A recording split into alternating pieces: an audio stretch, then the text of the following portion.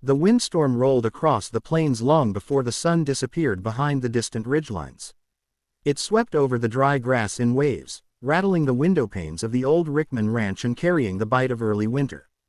Sam Rickman had spent all morning preparing the barns, patching holes, reinforcing doors, setting aside enough feed so the animals wouldn't have to face the cold. He thought he was finished for the day, ready to sit down with a hot cup of coffee, when he spotted movement near the far edge of the fence. Two small figures were struggling along the dirt road, heads bent, clothes soaked through from the sudden burst of icy rain that the storm had thrown down an hour earlier. Sam squinted through the swirling dust. Kids. 2 kids. He shoved his gloves back on and hurried toward them. The closer he got, the clearer the scene became. 2 siblings, maybe around 12 or 13, shivering violently, one leaning heavily on the other. "Hey," Sam shouted over the wind. "You all right?" The older of the two, a girl with dark braids sticking to her face, tried to answer but only managed a weak nod. Her little brother could barely keep his eyes open. Sam didn't waste another second. Shrugging off his thick wool coat, he wrapped it around both of them at once, pulling it tight around their shoulders. "Get in the house, quick now. You're turning blue," he said firmly. "Come on before this storm eats us alive." They didn't argue. The girl helped guide her brother while Sam supported them both, pushing against the wind until they reached the porch. Once inside, Sam ushered them straight to the fireplace. The house was warm, smelling faintly of wood smoke and something baking in the oven. Sam grabbed blankets from the couch and wrapped the kids up until only their noses peeked out. "Sit close to the fire," he instructed. "Slowly. Don't warm up too fast. You'll feel sick." The girl looked up at him with cautious eyes.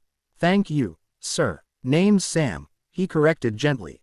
"And you too." "I'm Lena," she said. "This is my brother, Cody." Cody gave a weak wave from inside the blanket mountain. Sam crouched beside them, checking their hands, their faces, making sure the cold hadn't bitten too deep. They were lucky. Just chilled, not frozen. Still, they'd been out far longer than they should have. "What in the world are you two doing all the way out here?" Sam asked. Lena hesitated. We were traveling with a group. Our uncle, some neighbors. They were heading south to stay with family for the winter, but our wagon axle snapped in the storm. Everyone else went ahead to get help. We were supposed to wait with the wagon but the wind flipped it over. Cody sniffled. "It was scary." "I bet it was," Sam said, keeping his voice calm. "But you're safe now. We'll sort this out." He stood, stirred the fire, and brought them mugs of warm milk with honey. Cody drank his instantly. Lena held hers carefully, her hands still trembling. "You got any way to contact the group?" Sam asked. Lena shook her head. "We were told to stay put. But when the wagon tipped, we didn't know what to do." "Well, you made the right call coming this way," Sam said. "There's no use being alone out there in a storm. You can stay here tonight. In the morning, once the weather clears up, I'll take the truck out and find your people." The tension in Lena's shoulders melted. "Thank you, Sam, really." Sam gave her a reassuring nod and stood to check the oven. The cornbread he'd put in earlier was golden and perfect, good timing. He sliced it, added butter, and brought it to the kids. Cody's face lit up for the first time since he arrived. "This is amazing. Glad you like it," Sam said with a smile. As the storm raged outside, the world inside the ranch house became a haven. The wind howled against the roof, but the fire crackled bravely, and warmth settled into the children's bones.